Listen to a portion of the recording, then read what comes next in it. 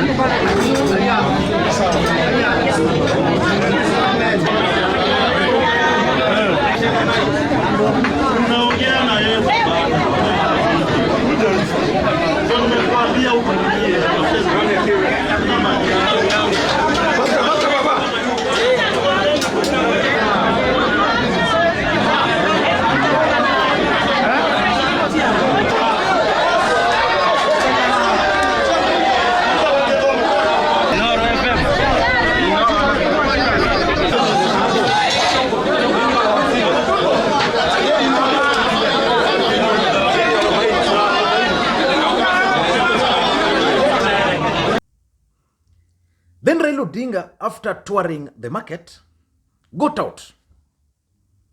And a crowd was waiting for him to address.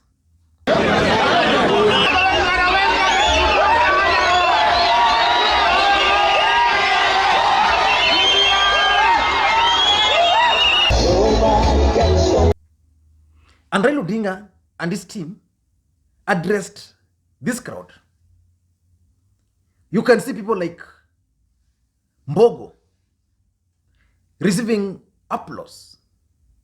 You can see Junet Mohammed speaking. Maina Kamanda speaking. They're even playing Nobody Can Stop Reggae and people are clapping.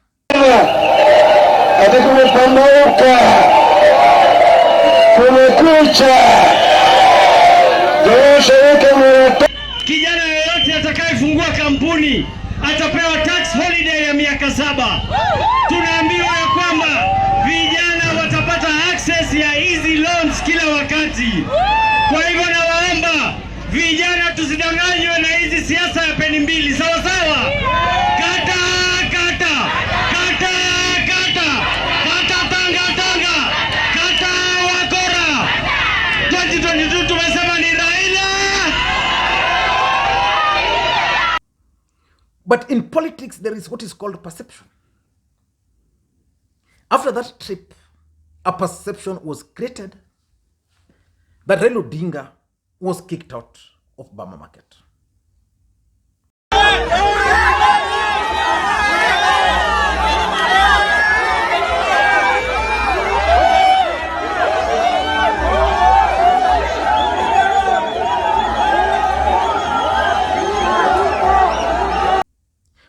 want us to look at that Burma incident.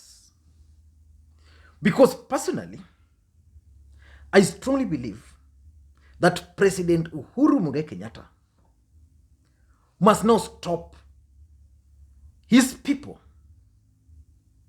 from Mount Kenya region from embarrassing Raila Amolo Odinga. I mean what I'm trying to say. Let's face it. And it's not going to be based purely on what happened yesterday. Let's face it. Raila Odinga and President Uhuru Kenyatta had the handshake in March 2018. So far, President Uhuru Kenyatta has managed to tour Nyanza and other ODM strongholds with Raila Amolo Odinga. So far, those regions which were very hostile to the president are today receiving President Uhuru Kenyatta as a hero. In the larger Mount Kenya region, Uhuru Kenyatta himself has found himself in a ditch.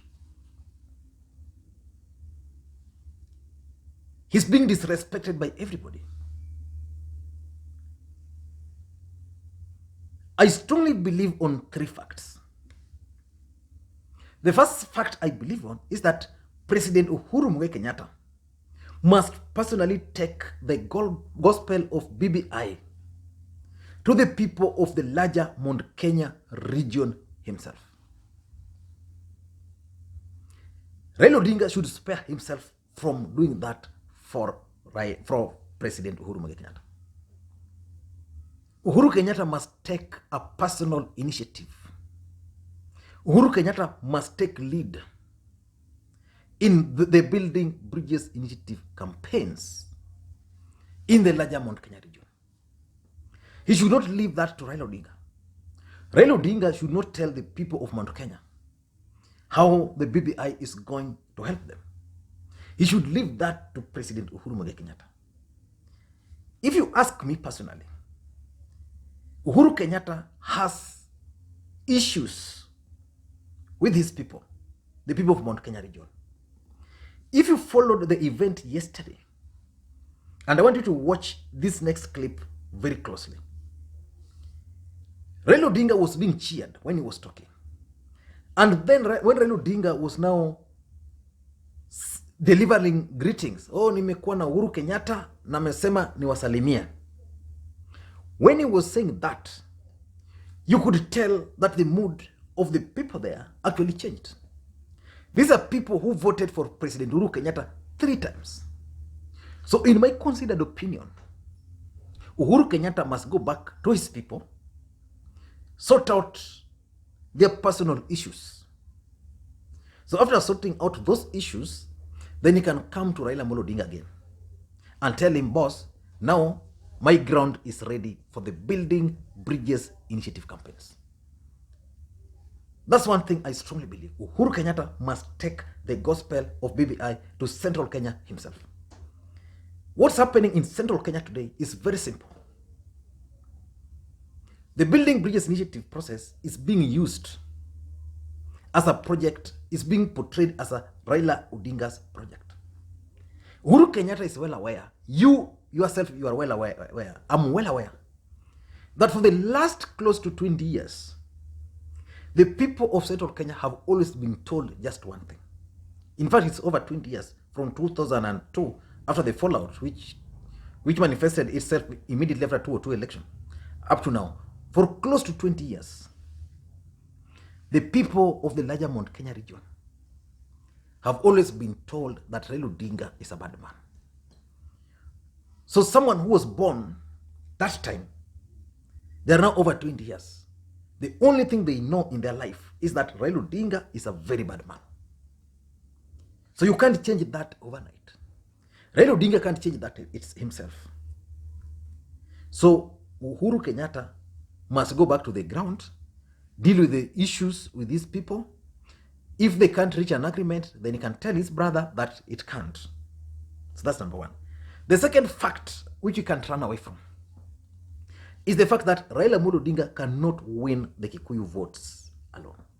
There is nothing Raila Odinga can do to convince the Kikuyus to vote for him. Nothing. Raila Odinga has supporters in those regions.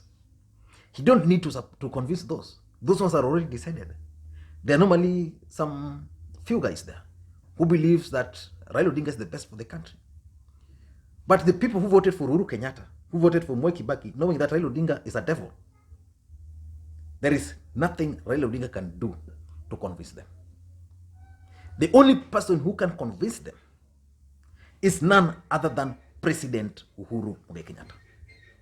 And that's why I'm insisting the president must go back to his people, sort out any issues, outstanding issues with the community. Because another thing I know, which is a fact, is that the rebellion we are witnessing against President Uhuru Kenyatta is not permanent. That rebellion is just over one thing. And if Uhuru Kenyatta can identify that one thing and sort it out, there is no way you can vote for Uhuru Kenyatta in 2013, you vote in for 2 times in 2017. Then 1 year later, now this man cannot even go to the ground. It can't happen. So there's some underlying issues which the president must go back down there and sort with those people. Raila Odinga has made it very clear that for him, 2022 was not the reason why he entered into the handshake. He has also made it clear that it's not a must for him to become the president. So it is upon the president to go and tell his people that the handshake was about A, B, C, D. Because Raila Odinga can't do that. I know this, and there are some attempts by Raila Odinga and his handlers to now start trying to go to the ground and talk to the people directly, whether it's going to be chased or not. The only advantage Raila Odinga enjoys is that he has never received support from the people of the Mount Kenya region. So nobody can claim that Raila Odinga is losing ground in central Kenya. Nobody. But politics is about perception. Number 3, the third fact is that President Uhuru Kenyatta must also try to protect the image of Raila Amolo Odinga for his legacy as President Uhuru Kenyatta to survive. You can't claim that you are the president of the Republic of Kenya, you have people who voted for you, then today you entered into a partnership with your partner, then those people value you as the president, but your partner, they don't. No. Things are not done like that. So the president must go extra mile and do anything possible which he can do to protect the image of Raila Amolo Odinga. I don't want to go into what happened yesterday. Because if you watch those vehicles, there's that black Prado, because these people, Raila Odinga had a meeting with some youths, then he went for lunch. That Prado had my friends inside there. Etale, my friend Felix Gicod were inside that vehicle. And when I told them, when I shared with them that Raila Odinga has been chased, what's happening? They were surprised because they were there, and by that time they were not seeing anything. Kumbe, unknown to them, there was a group of youths from somewhere there. So it means when Raila Odinga was having his lunch, when he was having his lunch and touring there, someone mobilized people to come and cause chaos. And that's a very dangerous path to take, in my view. Because Burma Market, in my considered opinion, has always been Uhuru Kenyatta's stronghold, Kikuyu's stronghold. In the last election, after the High Court, after the Supreme Court nullified President Uhuru Kenyatta's win, the first stop they made was at Burma. In the last election, Raila Odinga could not even step inside Burma Market. So you can't gauge his popularity on Burma Market alone. But the mere fact that Raila Odinga, some people can organize. You know, Raila Odinga is an 80-year-old man. 76-year-old man. So by the time some young man receiving instructions from Karen that Raila Odinga is there, munafanya nini? You know, it's bad for the country, because tomorrow you'll go to some other stronghold. And that's how country is normally zoned. Because I know there are people who are willing. The good thing is that Raila Odinga said that he's going to go to Burma again. Let us wait and see how his next trip is going to be. Thank you, guys.